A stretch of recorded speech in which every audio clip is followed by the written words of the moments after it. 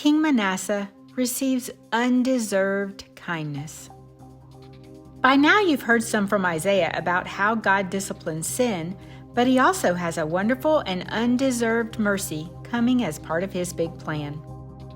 Well, the next king in this story was about to receive a little undeserved kindness and help himself. After King Hezekiah died, his 12-year-old son Manasseh became the next king. Sadly, the young King Manasseh did not obey God. King Manasseh even undid the good things that his father Hezekiah had done. Manasseh rebuilt the yucky high places that his father Hezekiah had torn down. And then he set up altars for the nasty, ugly Baal and Asherah, just like King Ahab had done. Boo! Manasseh built yucky idols in the temple, God's house, and he served Satan in many disgusting, awful ways. Again, boo! Worst of all, King Manasseh led God's sheep away from God down this dark path. The people followed Manasseh into his disgusting, idol-worshiping sins. God was angry with King Manasseh. God warned both him and the people that they better stop, but they were stubborn and wouldn't listen. So God had to discipline them again. God sent an enemy army to come. They put hooks in King Manasseh's nose and big, heavy chains on him. Then they took him off to Babylon as a prisoner. The hooks hurt Manasseh's nose bad. The heavy chains pulled him to the ground. He felt miserable and all alone. King Manasseh had a choice in front of him. He could be sad, mad, and prideful, or he could choose to look up at God and humble himself. That seems like an obvious choice. Be soft, Manasseh. But it can feel really hard to humble yourself after you've been prideful and mean and hurt people with your sin.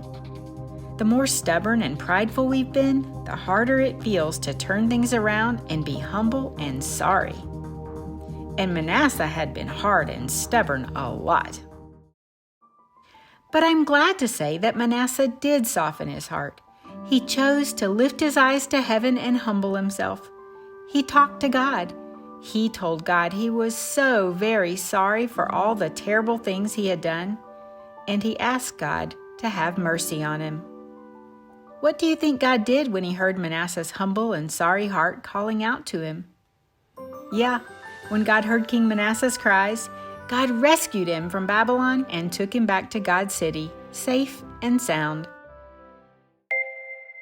Do you think Manasseh deserved such kindness from God?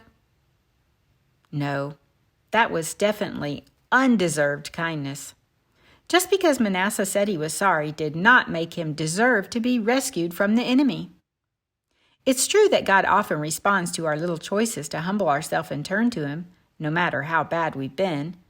But please don't think that God or people owe you forgiveness just because you say you're sorry. You can't demand someone forgive you.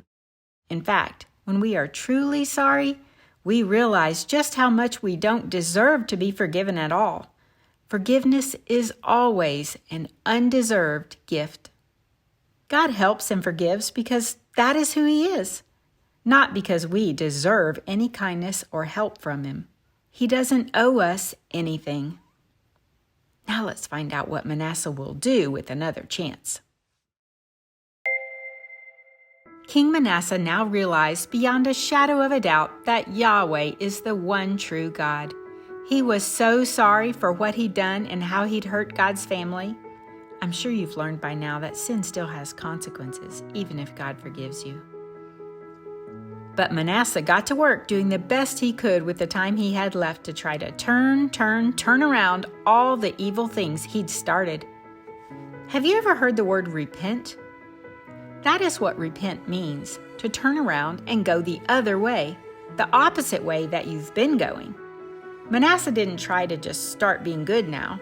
Instead, he actually worked to undo the bad he'd done in very specific ways. He built a big, tall wall to protect God's city and put guards in the city to protect it. Good job, King Manasseh. Then he tore down the yucky idols that were in the temple and chucked them out of the city. Yes, smash those idols, King Manasseh.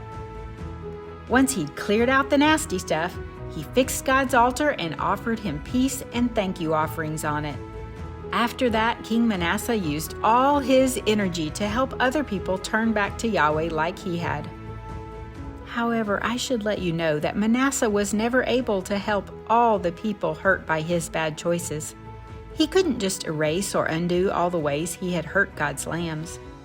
So please remember that our choices do have consequences that can hurt other people.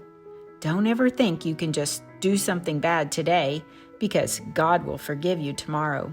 That way of thinking is very wrong and will have painful and possibly dangerous consequences later. Trust me on this, okay?